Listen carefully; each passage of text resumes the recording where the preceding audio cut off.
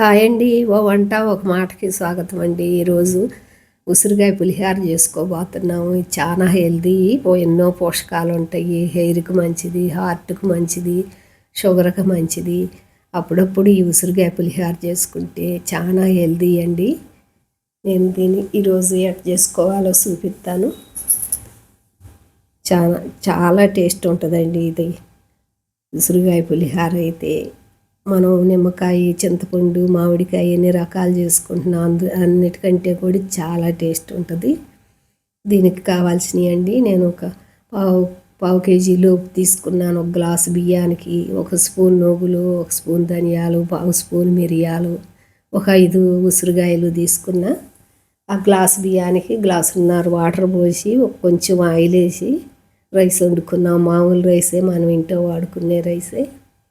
తాలింపు పెట్టి ఉసిరికాయలు మిక్సీ వేసి కలుపుకున్నాము. మా ఫుల్ వీడియో మా ఛానల్లో ఉందండి, చూడండి. ఫుల్ వీడియో ఇట్లా చేసుకోవాలండి. ఉసిరికాయ పులిహార చేసుకుంటే ఈ సీజన్లో వచ్చే ఉసిరికాయలు పుల్లగా ఉంటాయండి. తర్వాత వచ్చే హైబ్రిడ్ కాయలు ఒగరు ఉంటాయి. పులిహార అయితే భలే టేస్ట్ ఉందండి అసలు. ఉసిరికాయలతో ఇట్లా మీరు కూడా ఒకసారి ట్రై చేయండి. ఉసిరికాయ పులిహార ఎంత కమ్మగా ఉందోనండి ఉసిరికాయ పులిహార. పొట్టకి ఎంతో హాయిగా అనిపించింది. మనం చేసుకునే పులిహారలు అన్నిట్లో కంటే ఈ పులిహార చాలా టేస్ట్ ఉంది.